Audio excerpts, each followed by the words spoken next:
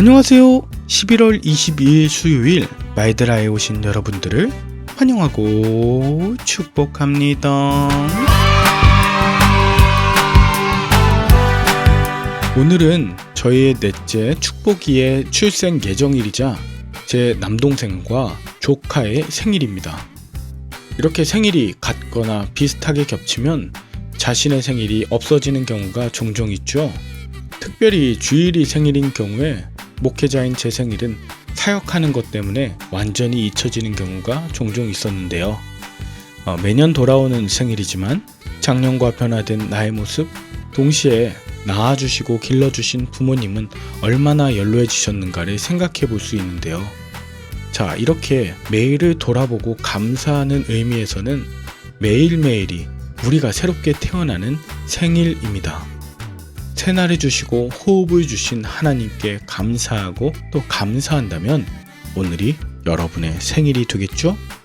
그럼 오늘도 생일 맞으신 여러분들을 축하하며 오늘의 말드라를 힘차게 시작해 보도록 하겠습니다. 자, 출발!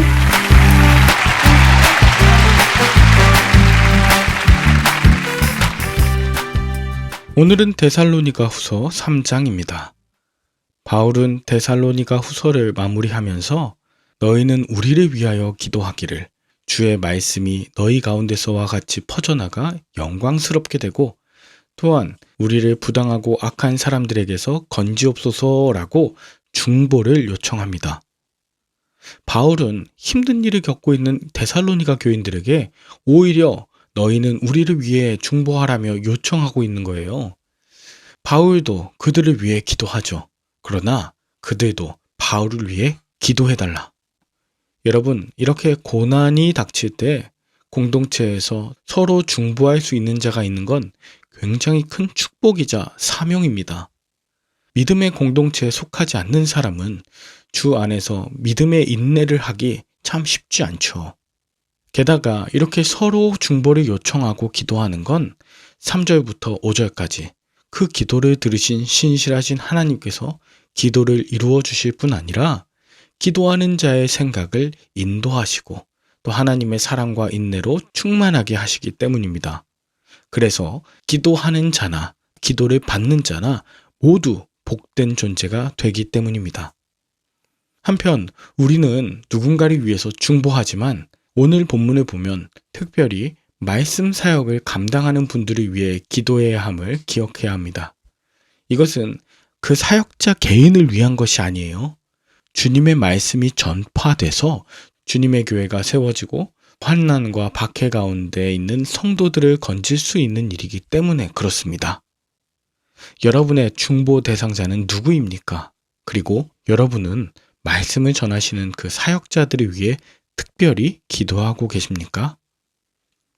계속해서 6절부터는 게으른 자들을 향한 권면이 나오는데요. 데살로니가 교인들은 교회 안에 잘못된 종말론에 대한 가르침 때문에 그들의 마음이 흔들렸어요. 어떤 자들은 자신의 일하지 않음을 종말론과 결부시키면서 이제 곧 주님이 오실 테니 일하지 말고 그저 놀고 먹자며 사회적, 공동체적 질서를 흔들었습니다. 하지만 바울은 그런 것에 아랑곳하지 말고 6절에선 그런 자들에게 떠나라 하고 10절에는 일하기 싫어하거든 먹지도 말게 하라고 했던 것을 기억하라 이걸 말해요. 게으르고 일하지 않는 자들 때문에 13절 낙심하지 않길 그리고 15절 원수처럼 그들을 생각하지 않길 바라면서 말이죠. 우리도 때로 사역을 하다 보면 어떤 핑계를 대면서 일하지 않거나 게으른 자를 만나게 되죠. 저도 그런 목회자들을 만난 경험이 종종 있었는데요. 나름의 이유가 있을 텐데요. 막상 제 마음이 상하거나 또 열심히 있는 마음도 꺼져버리기 쉬웠어요. 그런데 내가 열심히 한다고 하면서 다른 사람을 정죄하거나 쉽게 판단하는 건 자칫 교만으로 이어질 수 있겠더라고요.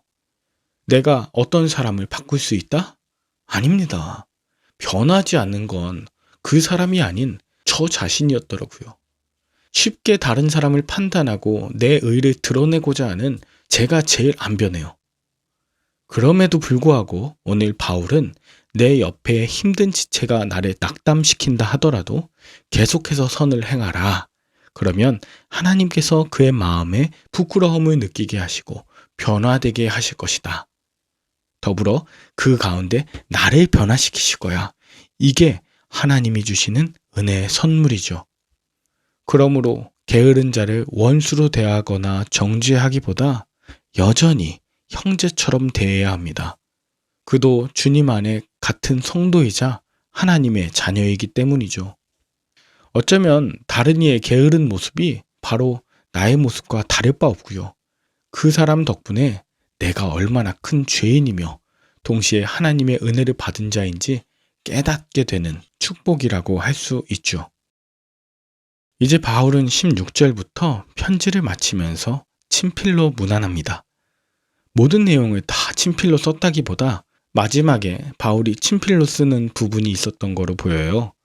그러면 바울은 왜 굳이 친필로 설명한다면서 내용을 강조할까요? 그것은 16절, 평강의 주님이 너희에게 평강을 주시고 너희 모든 사람과 함께 하시기를 원하노라 라고 합니다. 그러니까 데살로니가 교인들의 삶 가운데 불안감, 답답함, 두려움, 혼란스러움, 외로움 등 이런 다양한 감정을 경험하고 있는 것에 대해 공감하고 있는 거예요. 여기서 바울이 평강이라고 했던 단어 에이레네는요, 단순히 상황이 잠잠해지고 좋아졌다 그 뜻이 아니라 주님께서 함께 하심 자체로 인해 생기는 평안입니다. 그래서 주님의 함께 하심으로 말미암아 그들에게 예수 그리스도의 은혜가 있기를 축복하면서 본문을 마칩니다. 주님의 은혜가 데살로니가 교회에 임하고 주님께서 직접 그들과 함께 하시길 축복하는 바울의 진심을 엿볼 수 있습니다. 여러분은 오늘 본문을 통해 무엇을 느끼셨나요?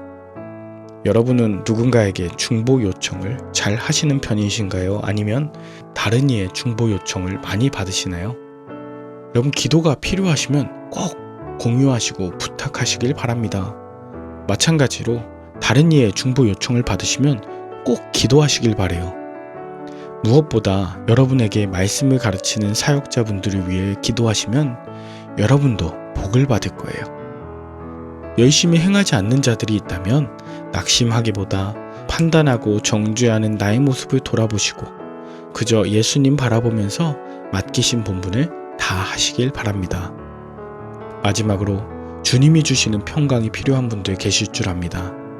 현재 건강과 물질, 관계의 문제와 영적인 불안함이 있는 여러분에게 예수 그리스도의 평안이 함께 하시길 간절히 기도합니다. 임마누엘의 은혜로 말미암아 오늘도 승리하시길 간절히 축원합니다. 함께 기도할까요? 하나님 아버지, 우리가 서로를 위해 기도하되 특별히 공동체에서 말씀을 전하는 사역자들을 위해 기도하게 하옵소서.